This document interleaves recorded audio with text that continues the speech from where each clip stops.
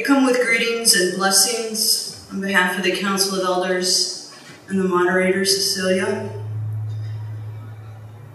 The poet Victoria Valenzuela writes, "Oh, say, can you see by the dawn's early light? I think of skin. I think of how light can shine through my eyelids, no matter how hard I close them. I question, do they see a lampshade at a neo-Nazi party? When I think of eyelids, I pet mine with flower petals soaking. We soak up the sun's rays to make chlorophyll. Am I a daisy pushed up after someone has died? When I think of flower petals, I think of honeybees hovering over the sex organs of flowers and tongues of black bears. Am I a black bear starving in the forest for lack of bees? When I think of black bears, I think of polar bears who have white fur but black skin. Am I a polar bear starving in the Arctic for lack of ice and seal prey? When I think of ice, I think of brown skin that looks just like mine trying to make it in America. Am I American if neo-Nazis are running America? When I think of America, my body aches for something more protective than skin. Skin is only skin deep. Skin is only skin deep. Black, red, yellow, brown, as brown can be." That was Victoria Valenzuela. Zechariah is telling us today about pain and weariness of waiting for justice and vindication, and it is feeling heartily relevant to me. His people, humiliated and exiled by Babylon, return 70 years later to Jerusalem, hopeful, thinking, finally, after 70 years, they will be returned to their glory and autonomy. Instead, they experience another 100 years of Persian subjugation. And then it turns out after this book, still another 100 years more of Greek and Roman dehumanization, which feels deeply, soul-crushingly suitable now to me, and more still, I think, to our family that are Black and Latina and First Nations, and the many other layers of intersectional oppressed ways of existing in the United States. I started thinking about this text and reading folks' commentary on it around the same time that the US Supreme Court started announcing its decisions about tanking 90 million acres of wetlands, eviscerating affirmative action for Black and Latina applicants, but not for white students, blocking student debt relief, allowing public businesses to put out "No trans, no queers" poster in their windows, whether we want their business or not, and apparently before their business even exists. If you're white and not familiar with white affirmative action, ask me later. And also, maybe shame on you. And also listen to Dahlia Lithwick on Slate's Amicus podcast, or check out the African American Policy Forum with Kimberly Crenshaw. One of our MCC clergy in the United Kingdom was outed last week in the Telegraph and in the Daily Mail, misgendered and called monstrous, called depraved, and a child predator. He's not able to go back to his job in the public sector, for which he is infinitely qualified, because they are not able to ensure that he'll be safe. The good news is that although Rawling is spearheading this anti-trans energy in the UK, they also do have a decent democratic socialist net. And our friend has a union rep, and he has healthcare leave of absence. If you are still consuming Rawling's books or other media, you probably need not to tell me. I'm serious. Also, quit consuming her stuff. A transphobe made it. Transphobia is baked into it. We lost Harry Belafonte in April, who marched and sang and organized not only for legal and civil rights, but in his own words, also for the real beauty, the soul, the integrity of the Black community to be reflected in media. In the last couple of years, we have lost Larry Kramer and Bell Hooks and Urvashi Vaid. On a personal level, today is the anniversary of my nephew's death, who was young and vibrant and so generous and full of love. Losing Minnie Bruce Pratt this week was almost more than I could bear, as one by one our good old guard, our vanguard, and early trail cutters and excavators and surveyors are lost. It was especially painful to find out that the folks that I work with in their 20s and 30s didn't know the name of Minnie Bruce or of her lover, Leslie Feinberg. And if you are non-trans and don't, ask me later. And also maybe shame on me for not keeping their names more present and alive. I started thinking about this text and reading folks' commentary on it, and I felt like it could not be more timely, except that it's never not been timely. There is no now more than ever, no unprecedented to this madness. Moms for Liberty quoting Hitler is not bananas. It actually makes sense to me as more and more the totalitarian pro-oligarchy history deniers find oxygen in our traditional media, as well as our social media. And I know that I'm focusing right now on the bad news, but please hold on with me. And John and Kedrick, thank you so much for starting with that antidote, which was medicine. And I want to emphasize that this is the context of Zechariah's writing, especially from chapter 9 on. Things were jacked. Things are jacked deeply. And also, I'm exhausted. Partly, I thought that some of this was already done, that we could move things forward and not have to stop and go back and retread and rebuild the same terrain that some of us have spent half of our lives and more surviving, and sometimes barely surviving, and sometimes not surviving. I thought that some of this stuff was behind us, some of this basic stuff, some of this low bar, half measure, scraps under the table stuff, like signature block pronouns.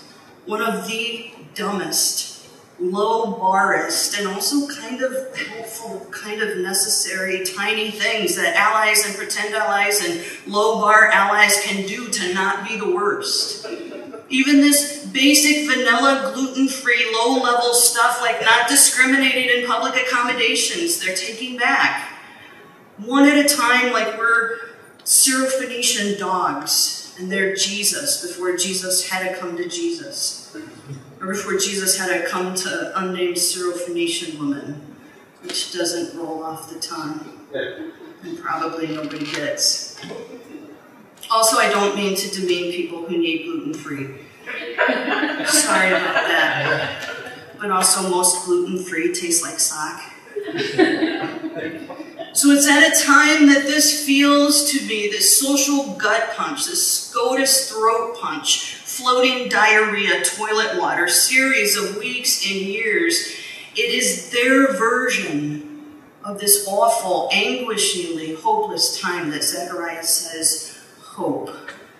Like a Pollyanna loser, Zechariah. Go hope, he says, like a chump. Go back to your strongholds and chain yourself to hope and throw away the key. Keep hoping. You will be vindicated, he says, God swears. You will receive a victim's compensation, he says, God promises.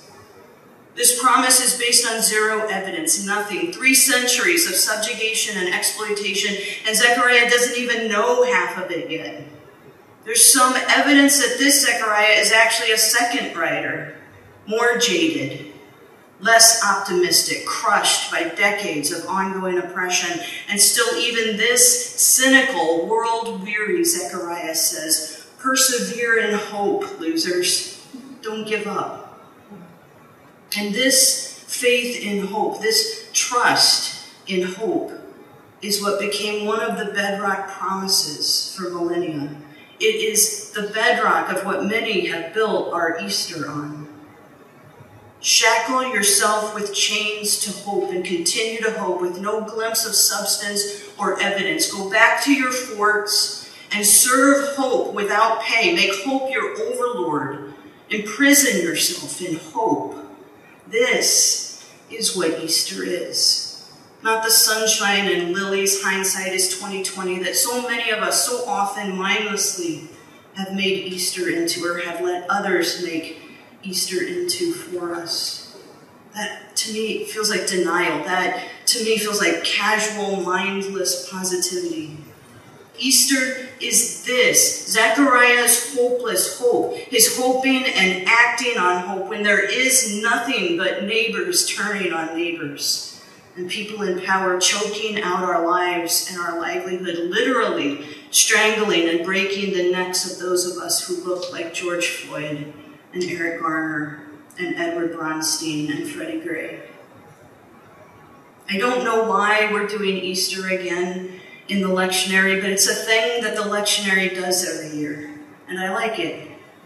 I like talking about this promise of hope, of a humble Savior, this assurance of an unexpected, ordinary Messiah that in July is separated by weeks and by heat and humidity from the spring buds and that mythic, predetermined optimism of a rolled away stone.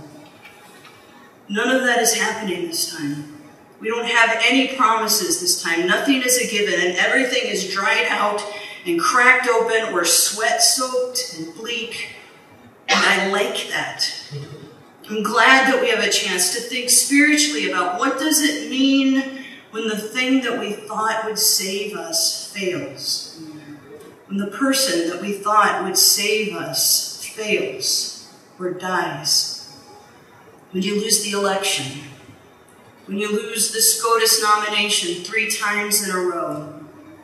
When the poets and the activists and the prophets who helped us to name ourselves and find ourselves and who showed us how to change the world are dying in relentless and heartbreaking numbers.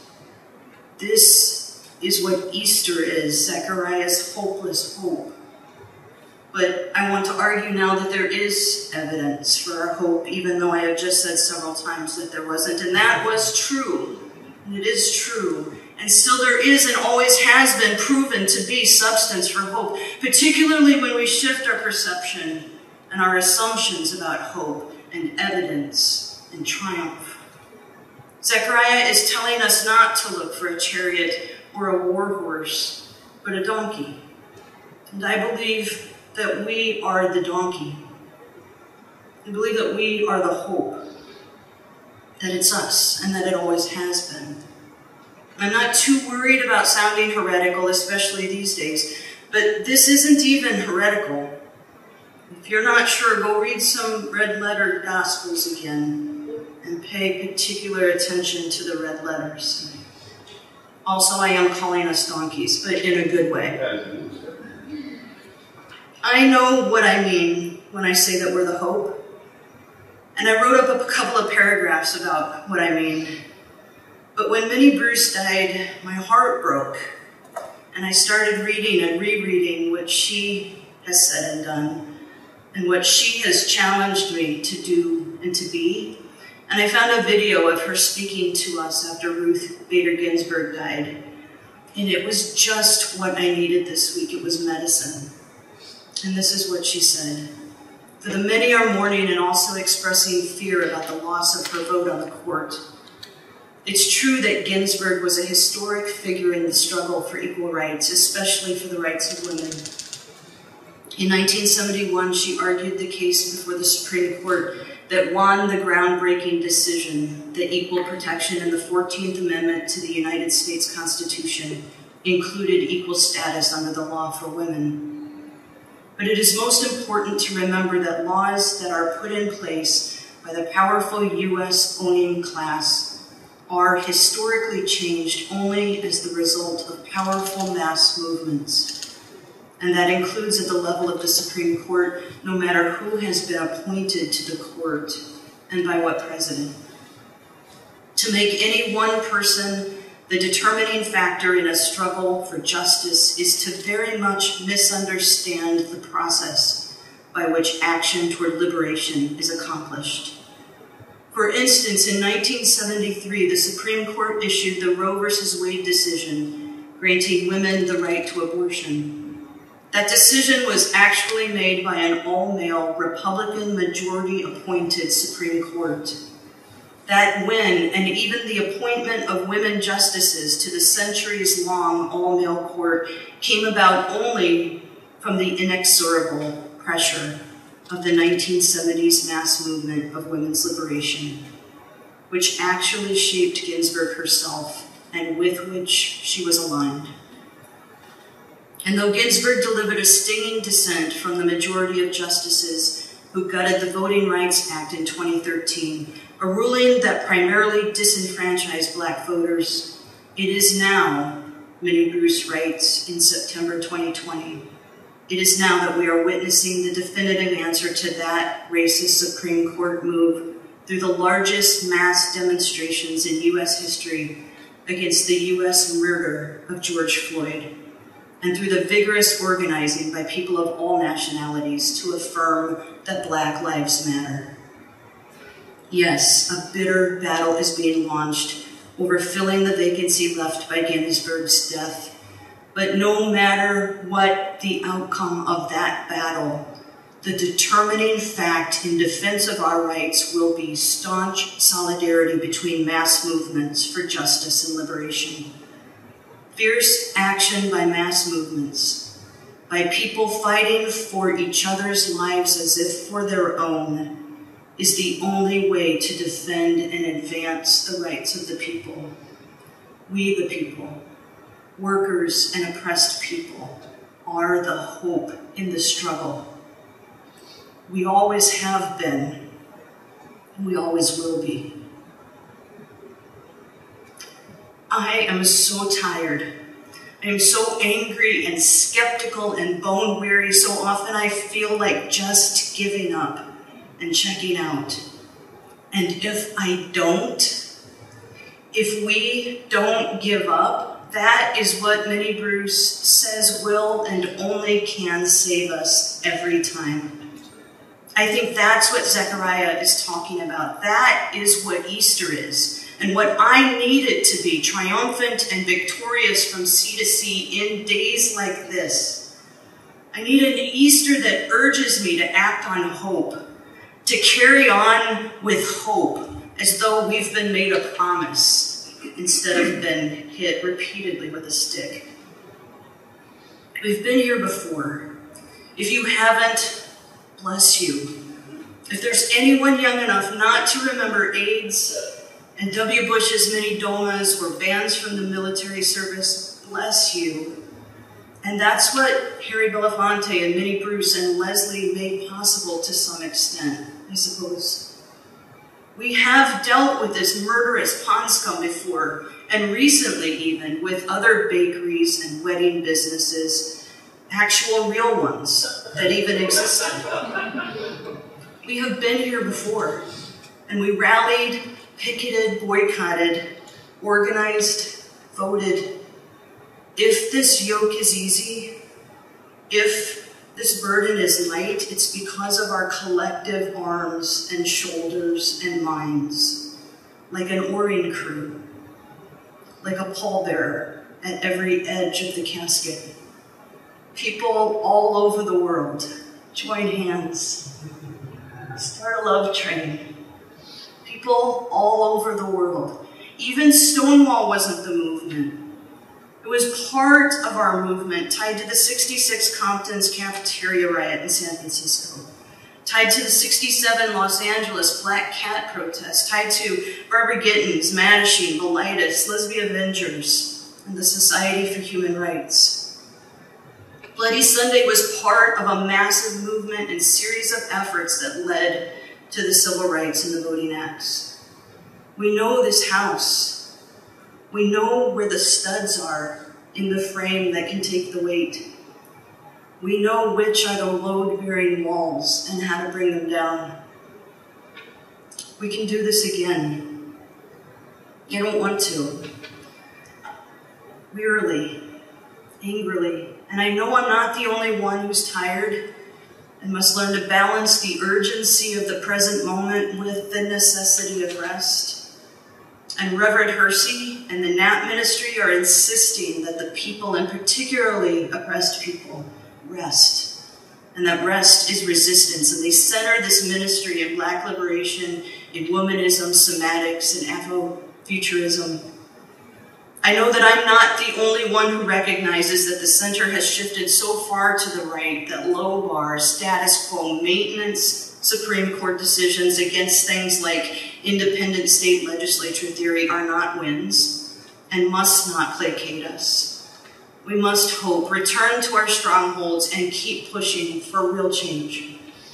And know that the massive levels of distrust and suspicion of the Supreme Court since overruling Roe are believed by many to have influenced some of these recent, more liberal decisions from the justices, some of whom still apparently care about their legacy and their futures with the court.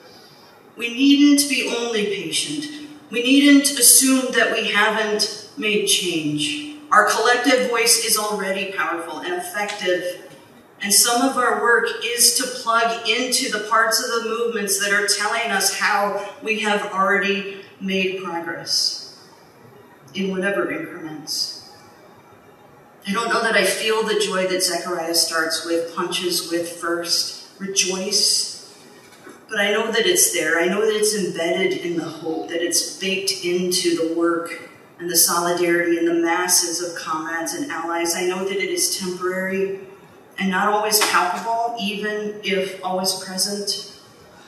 But I can tap into the movement, into Adrienne Mary Brown and Sonia Renee Taylor and Jessica Laney Adu sharing Joy in the Time of the Apocalypse, online August 6th. Find that live stream or ask me later. I'll be there. And I can rejoice with James, whose triple threat is off Broadway, infecting me with compassion and hope and even, perhaps, with joy. I can rejoice with Zechariah today like I celebrate most days for and with Lucille Clifton, who wrote, "Come celebrate with me that every day something has tried to kill me and has failed." Fierce action by mass movements, by people fighting for each other's lives as if for their own, is the only way to defend and advance the rights of the people. We the people, workers and oppressed people, are the hope in the struggle. We always have been. We always will be. Peace.